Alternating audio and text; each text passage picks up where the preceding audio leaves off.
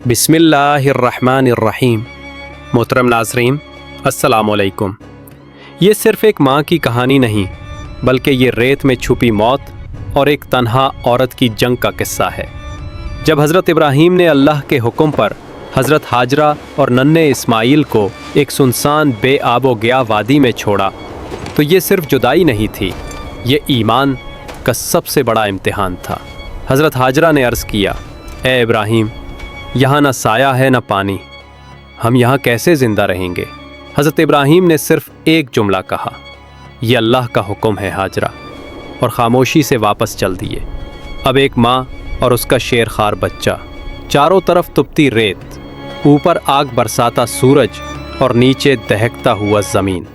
हाजरा ने थोड़े से खजूर के पत्ते और सूखी झाड़ियाँ जमा की और एक आर्जी साया बनाया।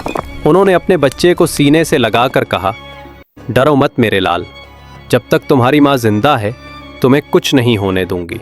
रात हुई तो वादी में एक नया खौफ उतर आया। दूर कहीं भेड़ियों की आवाज़ें गूंजती रहीं। हाजरा ने कांटेदार झाड़ियाँ जमा करके एक हिफाजती दायरा बनाया और पूरी रात जागकर दुआ में गुजार दी। हस्बुनल्लाहु व निअमल वकील। सुबह सूरज चमका तो मशकीज़े में बस 2 घोंट पानी बाकी थे।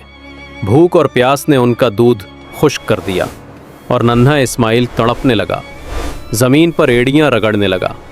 माँ के दिल में तूफ़ान उठा, वो बेचैन हो गईं, दौड़ पड़ी सफ़ा पहाड़ी की तरफ। शायद कोई काफ़िला नज़र आ जाए, कोई परिंदा दिखाई दे जाए, लेकिन हर तरफ सिर्फ रेत ही रेत।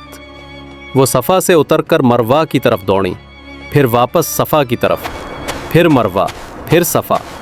7 बार दौड़ी। रेत पर उनके नंगे पांव जल रहे थे, मगर उन्हें एहसास न था। ये दौड़ प्यास की नहीं, उम्मीद की दौड़ थी, ईमान की दौड़ थी। जब वो मायूस होकर वापस आईं तो देखा, जहाँ नन्हे इस्माइल अपनी एड़ियाँ रगड़ रहे थे, वहाँ से पानी फूट रहा था।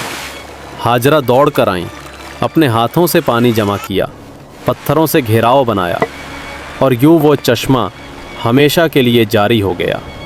यही ज़मज़म है। वो रोने लगी, सजदे में गिरकर कहने लगी, ऐ मेरे रब, तूने अपनी बंदी की लाज रख ली। कुछ दिनों बाद परिंदे उस चश्मे के इर्द गिर्द आने लगे। दूर से गुजरने वाले काफिले ने परिंदों को देखा और उस सिमत बढ़ा। वो बनु जुरहम का कबीला था। उन्होंने कहा, ऐ नेक औरत, ये पानी तुम्हारा है, हम बस यहाँ रहना चाहते हैं। यूं एक वीरान वादी में ज़िंदगी ने दोबारा जन्म लिया। दरख्त उगे, खैमे लगे और बस्ती आबाद होने लगी। कुछ बरस बाद हज़रत इब्राहीम वापस आए। उन्होंने अपनी आँखों से देखा, जहाँ कभी मौत की खामोशी थी, आज वहाँ ज़िंदगी रवां दवां थी। हज़रत इस्माइल बड़े हो चुके थे और अब अपने वालिद के साथ अल्लाह के घर खाना काबा की तामीर का शर्फ पा रहे थे।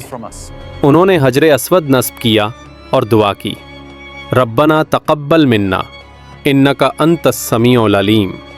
फिर एक दिन हज़रत इब्राहीम ने ख्वाब देखा कि वो अपने बेटे को कुर्बान कर रहे हैं। उन्होंने इस्माइल से कहा, बेटे, मैंने ख्वाब में देखा है कि मैं तुम्हें ज़िबा कर रहा हूँ, तुम्हारी क्या राय है।